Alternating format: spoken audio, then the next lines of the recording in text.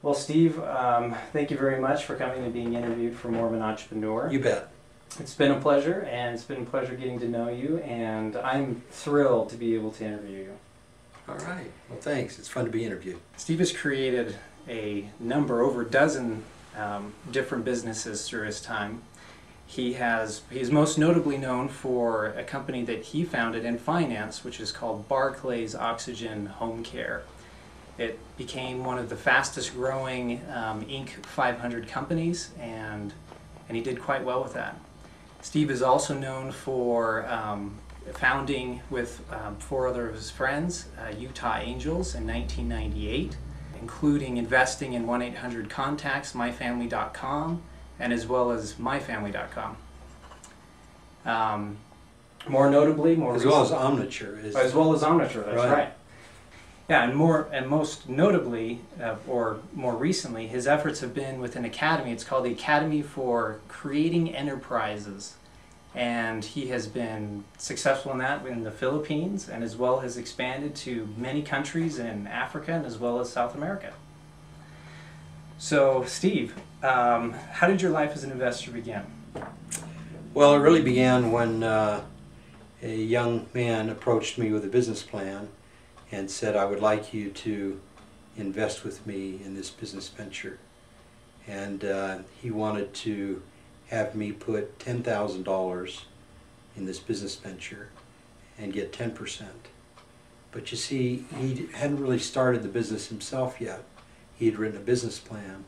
So we talked about, so I'm investing $10,000 for 10%. That means that your percent is 90%. Is that correct? He said it was. And so I said, that must mean that your 90% is worth $90,000. Is that correct? He said, that's correct.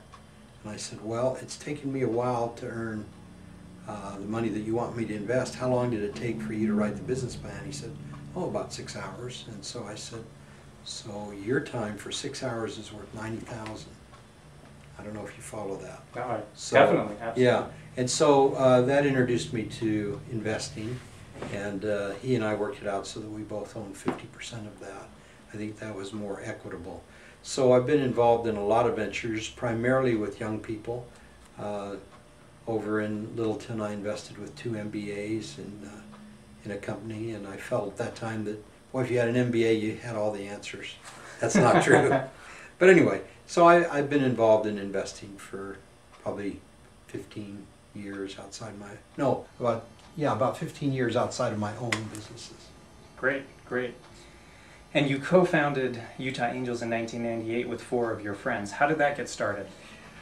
Well, I was living in Provo, where I live now, and a lot of BYU students and others heard that I had harvested a business and therefore had some money that I was interested in investing. The word was out that a lot of my friends also were in similar circumstances. And so we were all kind of overcome with people presenting business plans to us as individuals. And I just didn't have the time to read all the business plans. And some of the people were presenting a business plan to me as well as some of my friends. So I decided that I would invite 4 of my friends to get together, and we met every month, several months, looking at business plans and having the entrepreneurs present their plans. And the Utah Angels has been a great funding source for a lot of startup businesses. Approximately, well over $30 million have been invested. Of course, that group has now grown from 5 to over 20 angel investors. We invest individually, but we hear plans together, and then after someone presents a plan, we ask questions using all of our experience, and then we arrive at a decision. So I've become less active in Utah Angels because I've changed the way I feel about certain things in life. Mm-hmm. And so after I founded it, I was quite active for several years, but now the real spark plug, or the man that's carrying that on, is Scott Frazier. And John Richards, another well-known entrepreneur, is very involved in it. Gary Williams. As I say, the group has grown large. Done a lot of good for young entrepreneurs here in Utah County and in all of the state. Yeah, that's fantastic. UtahAngels.org. That's great, great. And you were one of the early, as we talked about earlier, you were one of the early investors for 1-800-CONTACTS, MyFamily.com, and Omniture. That's correct. Yeah, what was it about these opportunities that caught your eye to jump on? Well, you chose a good word, opportunity, Mark, as opposed to the idea. I differentiate greatly between an idea and an opportunity worth pursuing. In each of these cases, there was sufficient enthusiasm and drive by the founder, our founders. In the case of Omniture, there were two. In the case of 1-800-CONTACTS, there were two. In the case of Ancestry.com, which became My Family, was Paul Allen primarily. In each case, we had the energy and the passion of the entrepreneur. But energy and passion is relatively easy to come find. But what is hard to find is an idea that is an opportunity worth pursuing. In each of those three opportunities, there was something unique and different about their approach.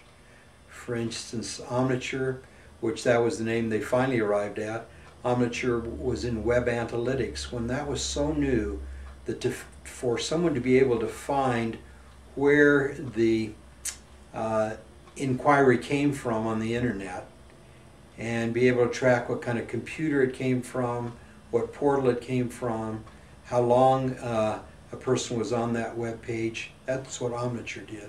That was very unique, very cutting edge, very exciting in those days. So you couple a great idea, you look at it to make sure it's an opportunity worth pursuing, and then you say, what kind of team is there? And in that case, Josh James and John Pastana, very unique individuals that both brought something to the table and were really able to take it forward. So it's the team, it's the idea, it's the opportunity worth pursuing, and it's really the market. It's solving a problem at a price that the person with the problem is willing to pay. And that's true in 1-800-CONTACTS, Ancestry.com, and in Omniture.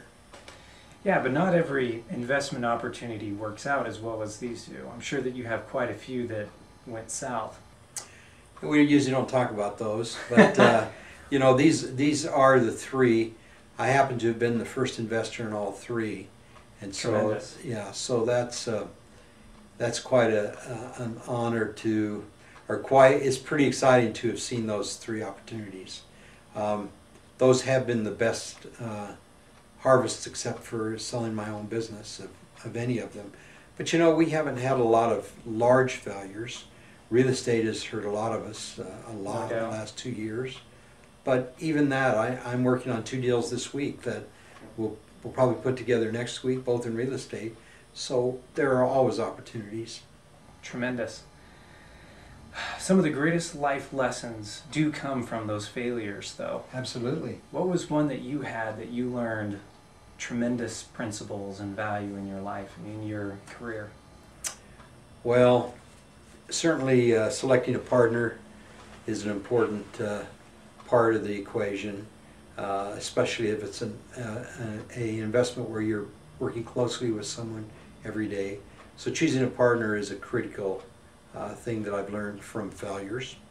That is, failures of some of the partnerships, and there have been a few of those. So choosing a correct partner.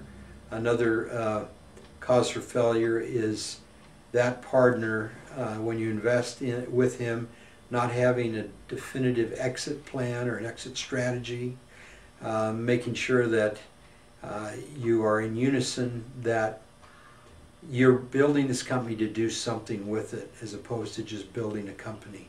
For example, some people want to build a company to leave to their family. Some people want to build a company to operate. Some people want to build a company to merger or have it acquired. Some people want to build a company to go public. So as an investor and as a partner, in order to have unison, you need to talk about these issues before you ever get started. So that's one thing. Secondly, I've learned that before you invest with someone or before you undertake something, you need some written agreements in place. And I paid one time $6,000 to an attorney to put together a written agreement. Wow, $6,000, a lot of money. But that